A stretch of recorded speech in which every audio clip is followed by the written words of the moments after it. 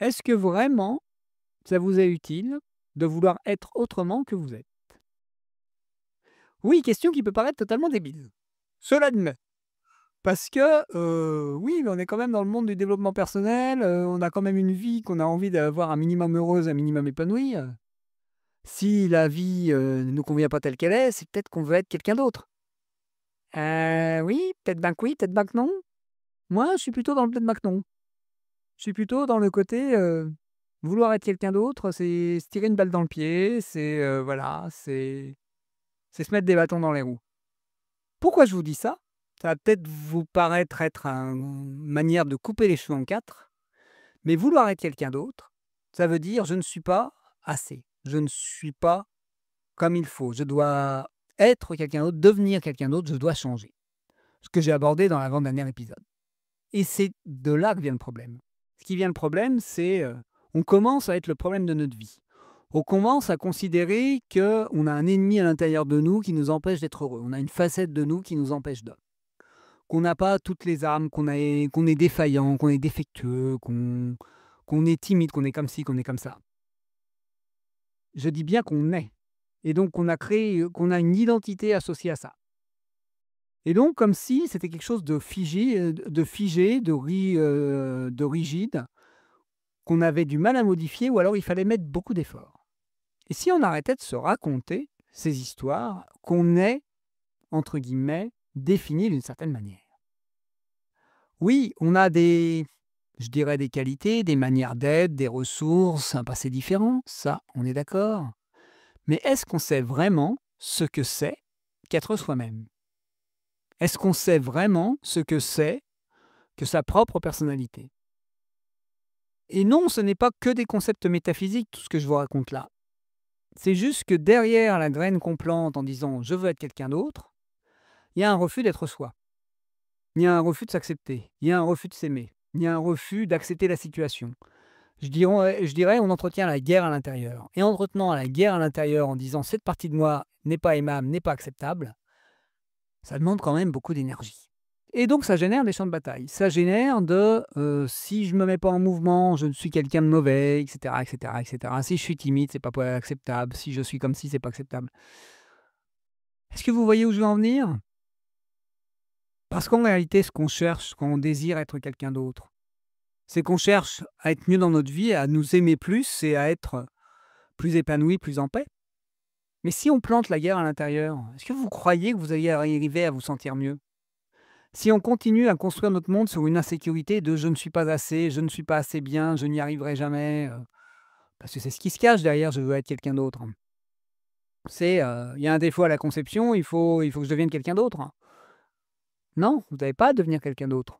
Vous avez juste à être qui vous êtes et à accepter d'être comme ci et à retirer toutes les étiquettes qui vous avez foutues sur la gueule en disant que être comme ci, c'était pas acceptable, être comme ça, c'était pas acceptable, il fallait pas se comporter comme ça pour être une bonne personne.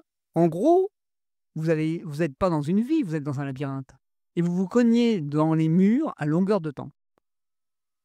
Plutôt que vouloir parcourir le labyrinthe pour essayer de trouver la sortie, pétez les murs. Sortez le maillet, le comment dire? Le, j'arrive plus à trouver le terme, le marteau-piqueur ou prenez, faites comme Icare et volez au-dessus du labyrinthe et vous serez tranquille. Peut-être pas trop haut pour ne pas côtoyer le soleil et pas vous brûler les ailes, mais au moins vous aurez un peu de recul et vous arrêterez, de vous prendre pour le petit personnage qui est paumé dans un petit côté «je joue aux autotamponneuses avec les murs de mon labyrinthe». Parce que c'est un peu ça notre vie en réalité.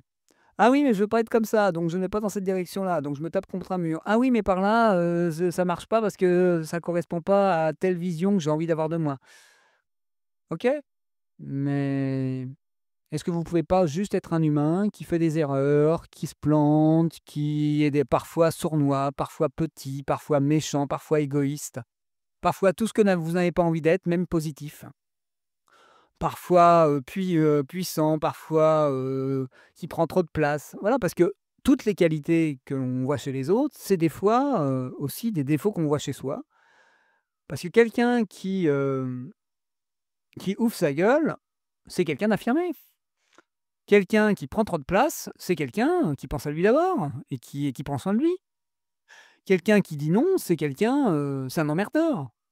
Donc oui, on peut tout, voir selon un prisme opposé.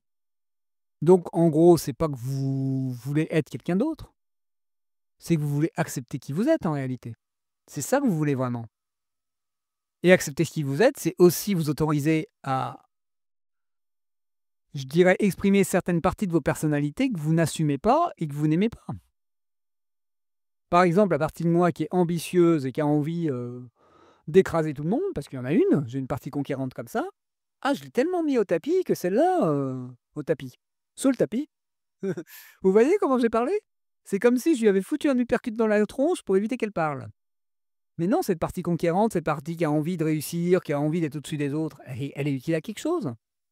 Et elle n'est pas obligatoirement mauvaise, elle n'est pas obligatoirement orgueilleuse, elle n'est pas obligatoirement irrespectueuse des autres, elle n'est pas obligatoirement envahissante dans la relation avec l'autre, elle n'est pas obligatoirement quelque chose qui empêche d'être à l'écoute.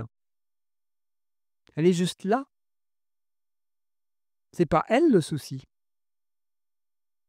Le souci, c'était d'autres facettes qui faisaient que oui, je l'utilisais pour de mauvaises raisons. Mais ces autres facettes aussi, elles répondaient à un besoin. Donc c'est plus complexe. Et donc arrêtons de vouloir être quelqu'un d'autre. Acceptons juste d'être qui on est et accepter de faire des erreurs et accepter de se planter et accepter d'être imparfait. Parce que ce qui nous demande d'être quelqu'un d'autre, entre guillemets, c'est notre exigence de perfection et d'être irréprochable. Arrêtons de vouloir être irréprochable et ça ira mieux. Et on arrêtera de vouloir devenir quelqu'un d'autre.